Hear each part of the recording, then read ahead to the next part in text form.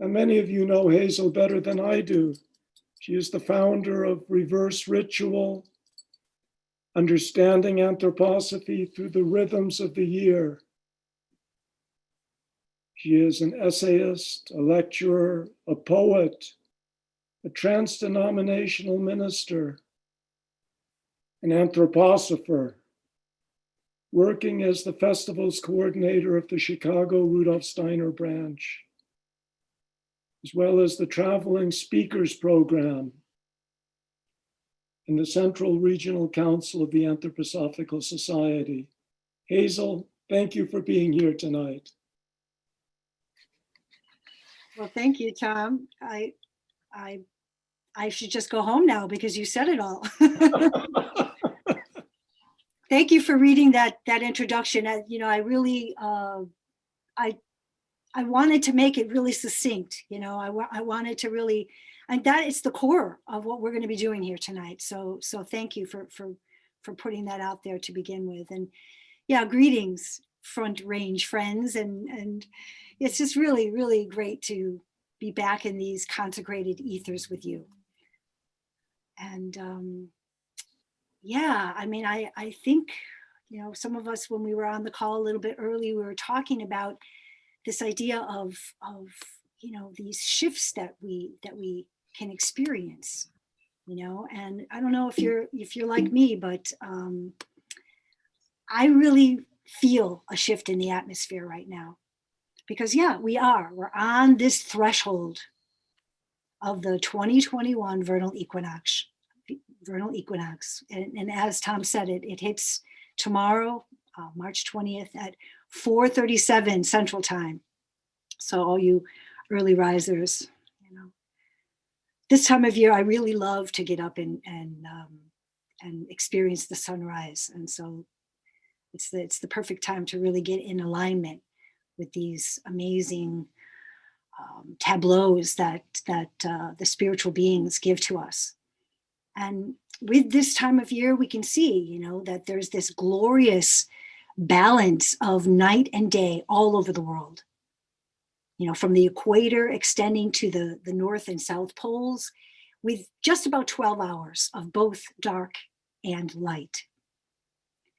And for those of us who approach things by the Goldilocks principle, right? Not too hot, not too cold. The time of the equinox, really, it's practically perfect. And the plant and animal kingdoms really do feel this shift, this calling to arise, to be reborn. This mystery is also working in the soul forces of the human being. So we know that during the winter, the power of thinking is in its most concentrated individual human form.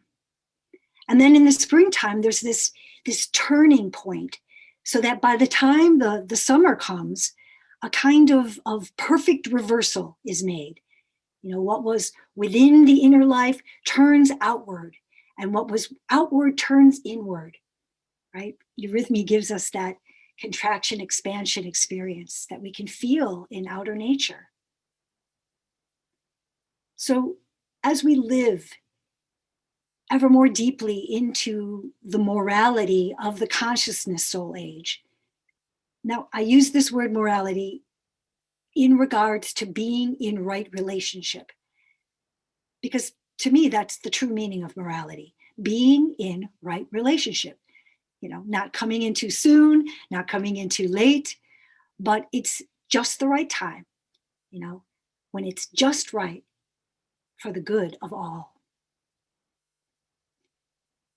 So the human being has the capacity to bring the faculties of our soul forces into the moral light of freedom, into conscious knowledge through our will, sparked by the enthusiasm of our feeling life, right? And as we know, this path to achieve this consciousness has been given to us in the calendar of the soul through Rudolf Steiner. And it's such a powerful study, a true initiatory practice. And I'm so glad that we always open these gatherings with it. You know, many of us work with the verses throughout the year and in our study groups as well. It's really a great way to live into the cosmic and earthly flow in which our soul traverses. So before we begin the renewal of the cycle at verse number 1, right, the Easter verse, we meet the vernal equinox, which sets the rhythm for our movable feast of Easter, which is the first Sunday after the first full moon that occurs after the spring equinox. Beautiful cosmic formula. So spiritual science reveals that the festival life is an initiatory path into the new mysteries. So every year, I'm so lucky I get to facilitate a working during this sacred time. And you are all invited to participate. And I'll share the details before we do our breakout groups. But for now, I really want to take us further into what spiritual science reveals, that at the time of the spring equinox, Raphael, Archangel of the East and the element of air, is active as the great cosmic physician. A powerful sensing and beholding, which shows us that the Eastertide works on us through the spiritual healing of inspiration. Inspiration, to be inspired into, to breathe in this divine influence, to receive a sacred revelation that stimulates the ultimate healing, a resurrection, where we can truly experience the Rosicrucian dictum, in Christo morimur. In Christ, death becomes life.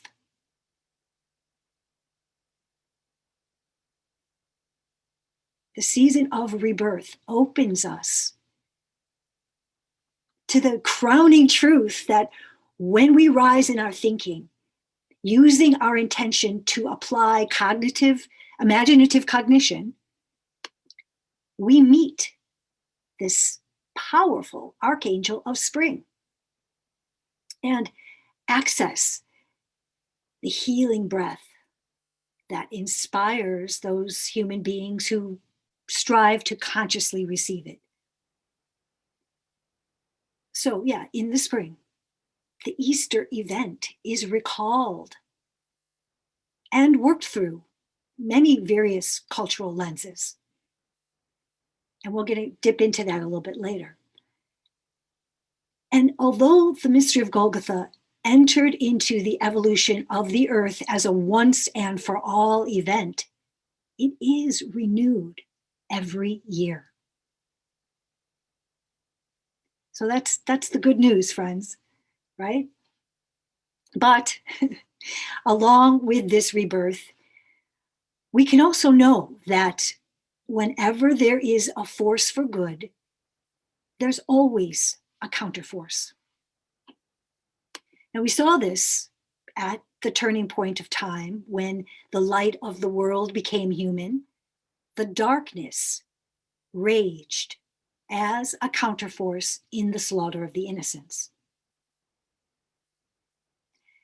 And so it is that every year at this time, Steiner's spiritual science gives us the picture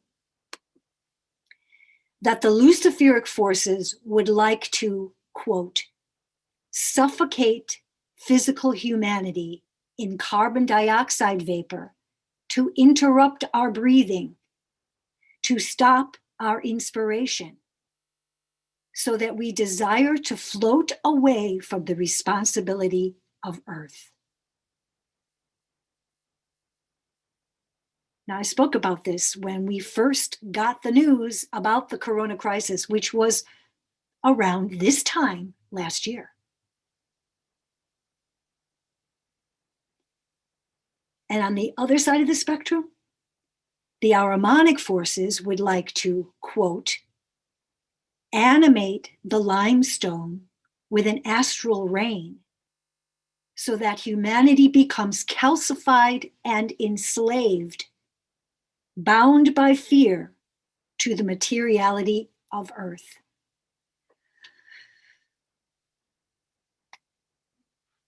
So yes, we can see this aspect clearly as well in our current world crisis. So Steiner really, spells it out here, folks. And these here on the top, you can see these are his blackboard drawings depicting the quotes that I just gave. So we can study those and really get a feeling for what he's talking about. These adversarial forces are trying to do to the elemental beings that are trying to rise up and be reborn every year in the spring. And so it is that the Christ being must become the balance between these two de-evolutionary forces. And we have an ally in Raphael, who is now in the etheric heights, holding that staff of Mercury, Mercury, the healer and messenger of the gods, right? Waving this helix of shining vitality. It's there for us. This vitality is there for us. Steiner describes Raphael as using this caduceus as a wand, right? Can you just picture him mingling the elements, the air, the fire, the water, the earth, with that lemniscate, right? Transmuting them into healing forces, working and weaving in the cosmos, and entering into our conscious inspiration of light. Because yes, this is the goal of our human evolution, to be able to breathe light. Spiritual science calls it moral breathing. To inhale the evil and then to exhale the good. So could this world crisis be calling us to this task? To make the corona into a crown of healing light? This is the aim of the Rose Cross meditation as well, which trains us to convert carbon dioxide back into oxygen. This is the transformation that creates the Philosopher's Stone, which then puts the future Manichaean mystery into practice. We've got to start working on it now. We have to take on this mission. We must strive to live into the reappearance of the Christ in the etheric, which is what this world crisis is trying to get us to see. What a blessing. What a blessing we have.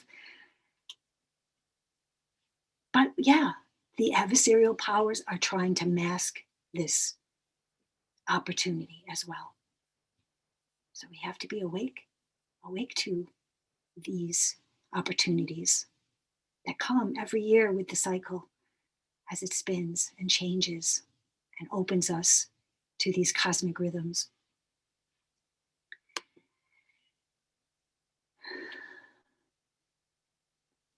Yeah, let's take a breath here. Let's take that energy of Raphael in. At every moment we get to do it. And when we're able to receive the inspiration from Raphael as the cosmic physician, our responsibility is then to recognize that the elemental forces which rise up every year at this time, if consciously redeemed, they bring life-affirming health. Amen. Hallelujah. Let's take it in. But if they're left unchecked, if they're left in the dark when the light returns, if they're left unconscious, these elemental beings become opposing forces, tools for the adversarial forces, which make us ill. They work to suffocate and or calcify the human being.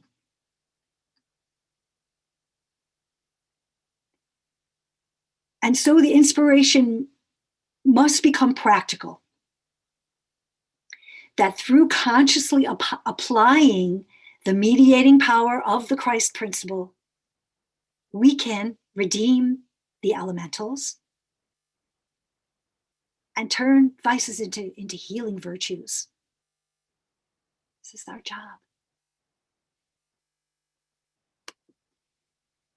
So I'm speaking all, what I'm saying here, this is all in the lecture series, The Four Seasons and the Archangels. Read it, it's so powerful. So Steiner tells us in these lectures that at the autumnal equinox, so we can see that they're connected, the spring and the fall connected here, life and death. So during that time, Michael is in the heights and Raphael is below the earth with her deeply thoughtful gaze, leaning, I picture her sort of leaning on her healing staff on the earth to support the inner forces of thinking in the human being. So in autumn, Raphael engenders, regulates, blesses the forces of human breathing, while Michael fosters an outward courage. So really, these archangelic beings are never working alone. They're always acting in tandem to counteract the counterforce, right?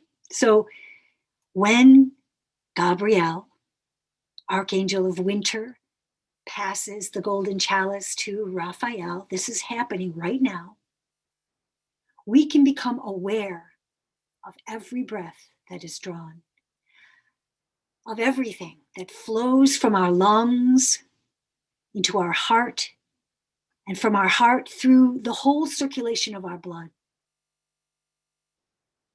Steiner is clear that Raphael's gift of healing resides in the rhythmic system, that all the secrets of healing are secrets of breathing. All the secrets of healing are secrets of breathing.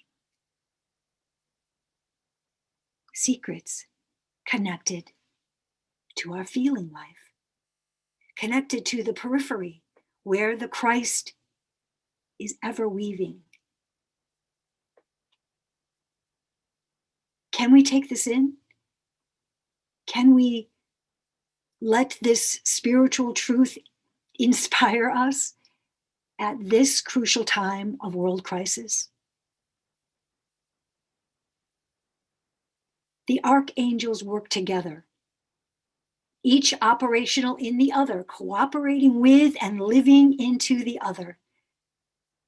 Can we live into this example?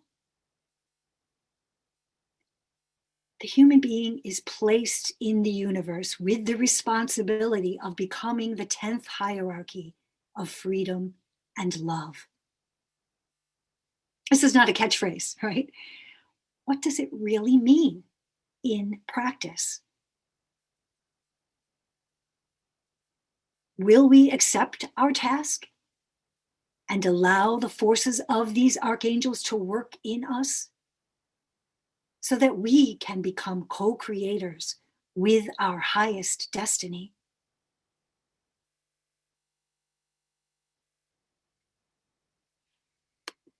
So to quote Goethe's Faust, he actually puts this quote in the lecture. It's so perfect. How each the whole its substance gives, each in the other works and lives. See heavenly forces rising and descending, their golden urns reciprocally lending, on wings that willow sweet blessing, From heaven, through the earth, they are pressing to fill the all with harmonies caressing. Goethe, speaking with us today. Thank you. It's a real alchemy. Yeah. And here we see the harmony. Again, this is taken directly from the lecture. So Steiner's telling us during winter, Gabrielle with her forces of nourishment above, and Uriel with his forces of thought is below. And he asks us to meditate on this. Soul seeds descend in wisdom.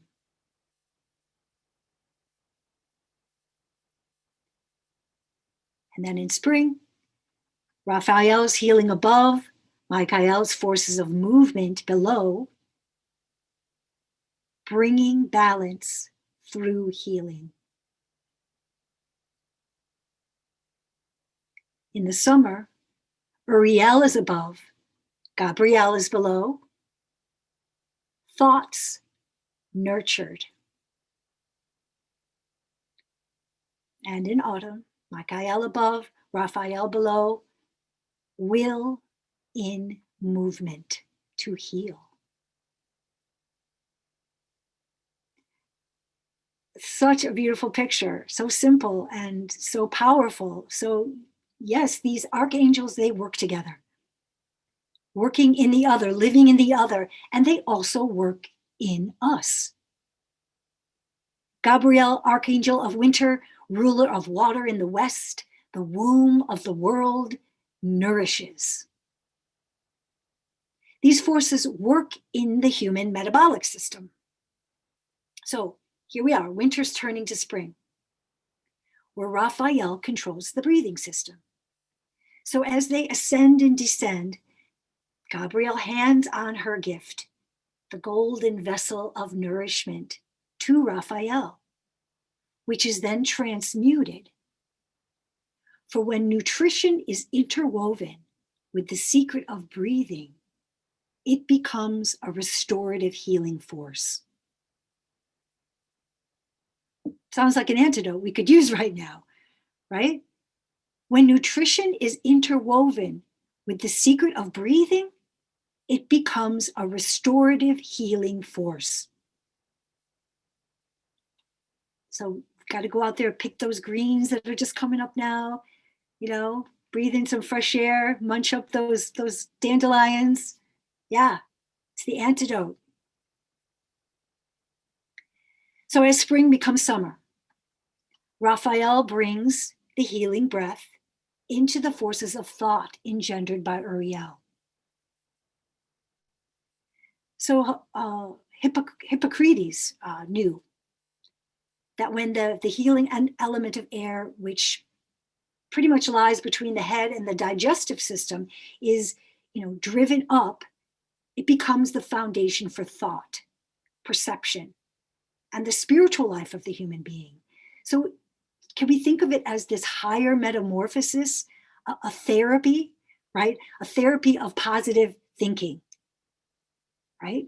It's just, we're given so many clues here. When Raphael joins with Uriel, we have this idea of therapy in our thinking. And so it is, summer passes into fall. Michael receives from Uriel the thought forces, and through the power of his sword, right, forged from cosmic iron, these thought forces are transformed into forces of will. So that in humankind, they become the powers of movement, action, and protection. We see through the seasons how the heavenly pinions rise and descend, passing to one another, golden vessels of nourishment, of healing, of thinking and acting, each quality working in harmony with the next. And we are part of this golden lemniscate, all the interwoven activities of the archangels, and this spiraling cycle of our evolution. it's revealed to us in the festival life.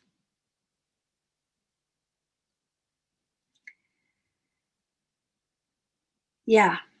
So now before we go into the breakout rooms, I just want to invite you to participate in our upcoming Holy Week journey.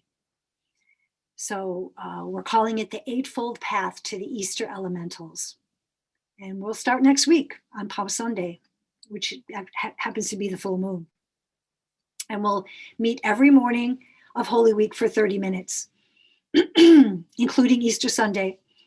And we'll gather on Zoom and endeavor, first of all, to take up the practice of building up positive imaginations on the inner planes as a counterforce to the adversarial energies working in the world, to co-create what Dion Fortune called a key call, right? A key that unlocks the powers, the spiritual powers like Raphael, to enlist their aid.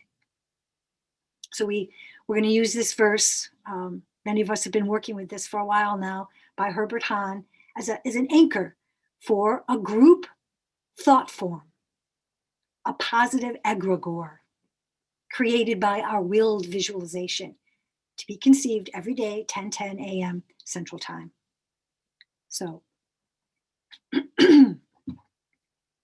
just live into it. When I think light, my soul shines. When my soul shines, the earth is a star. When the earth is a star, then I am a true human being.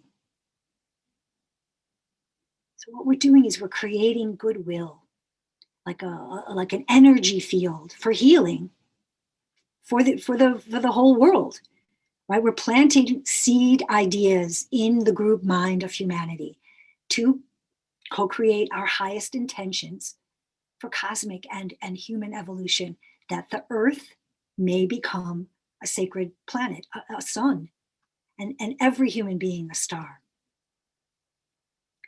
So what is sown in our shining thoughts brings healing, and it grows and it bears more seeds. So yeah, and then for 5 minutes, we'll take turns sharing indications for that day from the Buddha's Noble Eightfold Path, as given by Rudolf Steiner, known as the weekday exercises. So I put together this little chart here, which brings the indications from Holy Week, the 7 rhythms of the Foundation Stone meditation, and the weekday exercises together.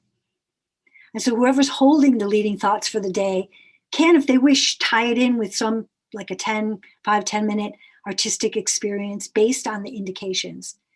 And I'm looking for people to help hold this. So we're going to go from the old sun of Palm Sunday to the new sun of Easter. So that's 8 days. So if you want to lead one of these, please let me know.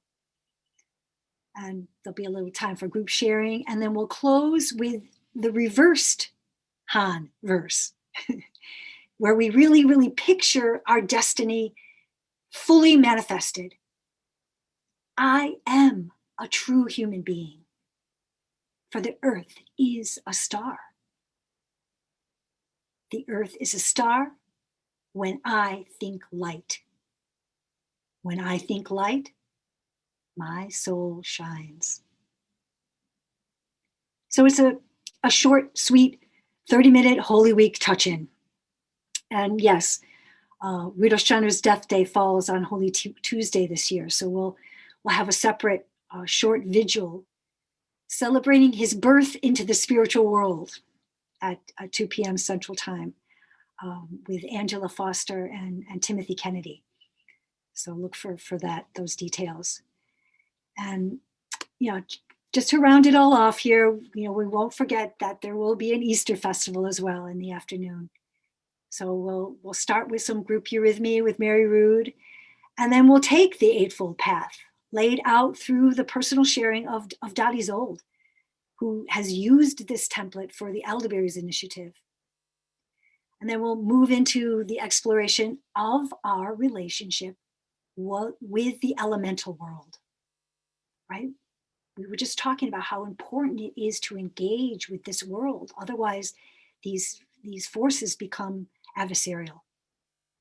So this will be through the leading thoughts of Ines Katarina, our keynote speaker, who's a founder of the Emerald Honeybee Sanctuary in North Carolina, and just an amazing human being. So yeah, you'll find all the details and the Zoom codes on Reverse Ritual. But for now, we're going to do the out breath now, folks. We're get ready to work, because we're going to go into the breakout conversations and contemplate, the gifts of the vernal equinox, the time of balance, a time to honor and celebrate the greening of the earth. But it's also evident from our world situation that it's also calling us to do some spring cleaning. So the question for the breakout room is, what psychic spring cleaning do you need to do in order to plant seeds of goodwill to foster healing in the world? So yeah, can you dig a little bit in the compost? Can you see what needs to be transformed in yourself, right? I mean, what is the spring cleaning that you want to do so that we can achieve our highest destiny? Does that make sense? That does make sense. Thank you. Thank you. Thank you for your beautiful thoughts, Hazel, and the beautiful images. And I think it would be, and if you could share, and maybe you'll do this after the breakout rooms, post on the screen some of the links to some of those events so that people could participate in that. That would be helpful. But in the meantime, just before we do go on to the breakout room, could you repeat that question one more time so it sticks in our head here? What is the psychic spring cleaning that you need to do? Yeah, so that was my picture for the questions. I have so much fun making these, guys. I hope that it's not too much to take in, because I don't know, it really helps me. But yeah, so I just wanted to close with the fact that perhaps it would be good. Usually I like to start with a little spirit recalling and then move into spirit sensing and move into spirit beholding. But this time I really wanted to center on Raphael. And so now I'm going to sort of backtrack and go back to this idea that, humanity's been celebrating the manifold expressions of rebirth during this season for thousands of years. So cultures around the world mark the spring equinox with various festivals and holy days. So this picture here is a Persian festival. So Persia, of course, we know now it's called Iran. And this festival is called Nowruz, which means new day in Farsi. So it's the start of their new year. And it's one of the oldest festivals that humanity's been celebrating. It's like I think it's 300 million people celebrate this New Year's Day, because, besides Iran, it's places that have felt this very rich Persian influence throughout the ages. So the Balkans, the Black Sea Basin, which we know from anthroposophy was a center of initiation for many years. The Caucasus Mountains, Central Asia, and the Middle East celebrate this festival. And then on the other side of the world, in Japan, they also have a public holiday with roots in the ancient religion of Shintoism. And Shintoism is the belief that every living thing possesses a spiritual force. Sounds familiar, right? So it's especially honored with the advent of spring, as the trees and the flowers really begin to thrive. So to celebrate, families, they hold family reunions and they visit graves and shrines, and they give offerings to the cherry blossoms and the other natural wonders. So I don't know, I just love thinking about these kinds of things because, again, we mentioned this parallel between the autumn and the spring equinoxes. And here we have these traditions celebrating their new year and their ancestors, their beloved dead, in the springtime, the time of rebirth, as opposed to how we do it, right, in the dark of the year. So I thought that was really interesting. And the Hindu arrival of spring holiday is another very old festival with a modern twist these days. I think it was first mentioned in a 4th century poem. But again, it's a national holiday, so everybody's off work and they can celebrate this. But it's a movable feast, so it's the day after the March full moon. And it's known for these brightly colored powders that people throw up into the air, and everybody gets covered with paint, you know, symbolizing the joyful return, right, of the many colors of spring. And now these things, I just love all of these, you know, the fact that our ancestors really had a keen awareness of the seasons and the movements of the sun and the stars, which they marked by, you know, building these initiation sites, right? Basically, they're giant calendars, you know, often aligned with prominently displayed places where the shafts of sunlight could enter during the equinox and the solstice times. Excuse me. So yeah, we have Chichen Itza. And this is a popular Mayan ruin on the Yucatan Peninsula.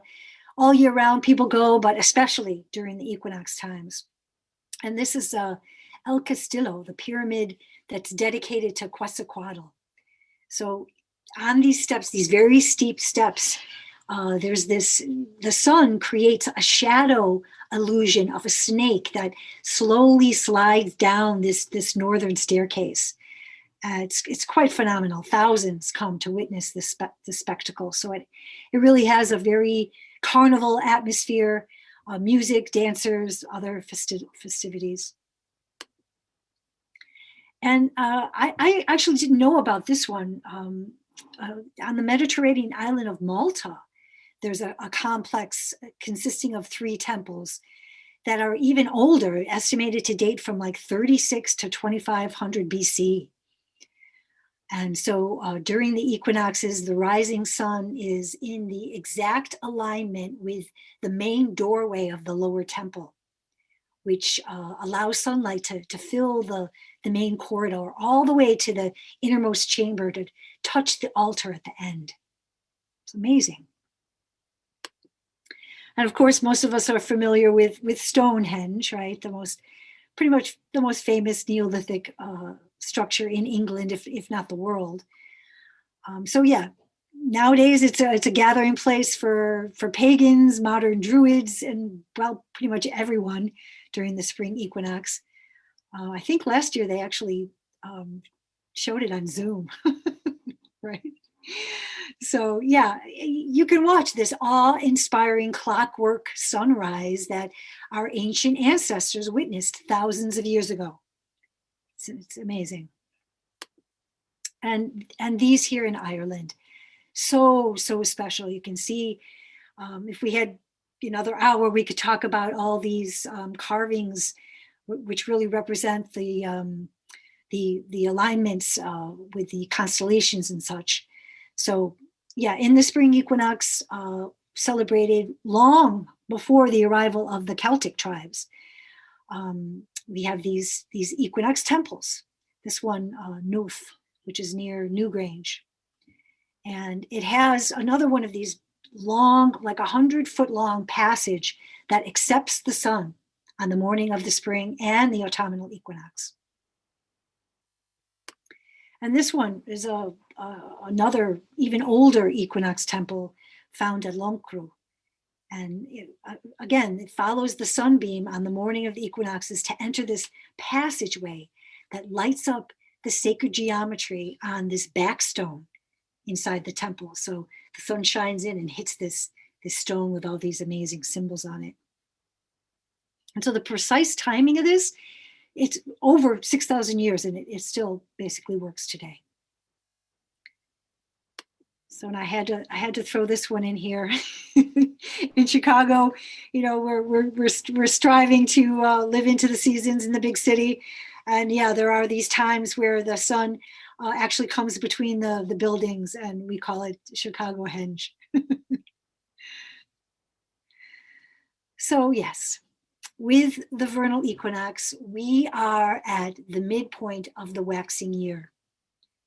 And the spark of light that was born at the winter solstice has reached its maturity, really. And from this point forward, the days start to grow longer than the nights. And in nautical terms, it's the time of what they call full dawn. So 6 a.m. on the world clock. I love that little diagram with this idea of the golden hour and such. And yeah, so since ancient times, it was sacred to the twilight time of dawn. So pretty much every culture through the various epochs has a dawn goddess or two associated with the element of air and the eastern sky, giving us the name of the holiday that we call Easter. So the ancient mystery schools had a special initiatory rite, the first light of the spring equinox dedicated to the dawn goddess. And yeah, in mythology, we see a lot of beautiful reenactments. This is a time of Cori's return from the underworld, where as Persephone, she ruled throughout the winter. And so now she's reunited with her mother Demeter to bring the fertility back to the earth. And in old Rome, it was the celebration of the rebirth of Adonis the beautiful, right? He was born from a myrtle tree. It's a cool, all these great stories. I wish we had time to tell them all, but it's, the pictures say a lot of things, and you can go and look them up. The Druid traditions too had rites of spring, Alber Eglir, meaning light of the earth. So then, yeah, we move on and we come to the milestone at the dawning of the turning point of time that we call the Feast of the Annunciation, which is marked by the fixed calendar date of March 25th.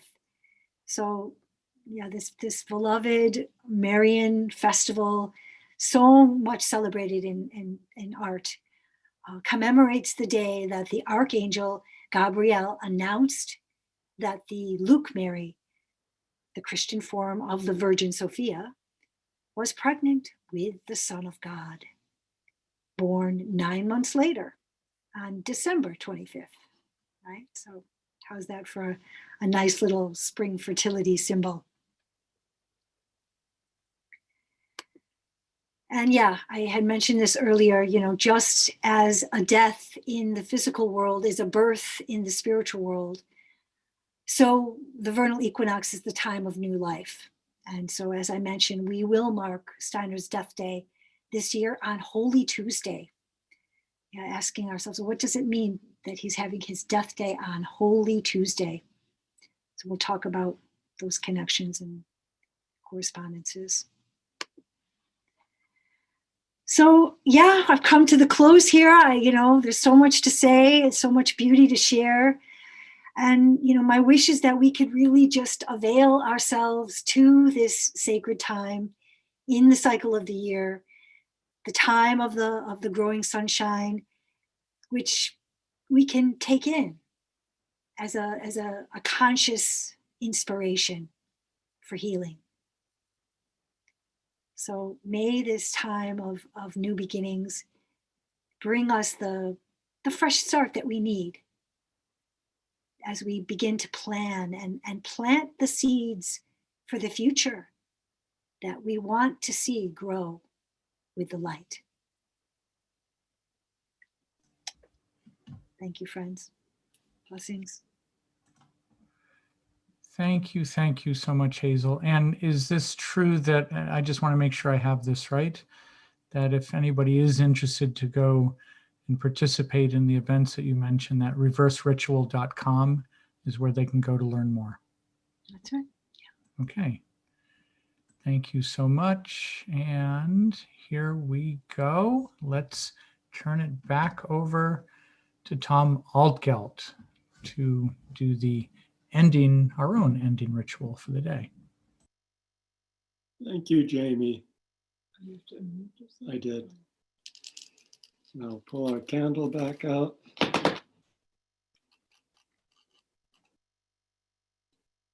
So Hazel, thank you for so beautifully illuminating not just the vernal spring equinox, but its place in the whole cycle of the year, and how Michael and Raphael work together, how Uriel and Gabriel work together, that it's a living, weaving, breathing reality.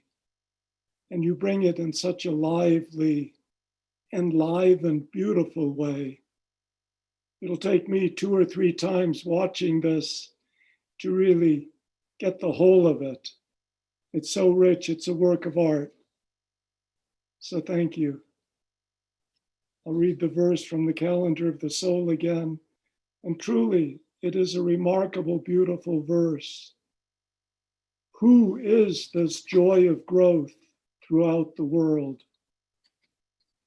Thus to the human ego speaks in mighty revelation, while it unfolds its very forces, the joy of growth throughout the world. I carry into you my life from its enchanted bondage, and so attain my truest goal. May we be given the grace to live that.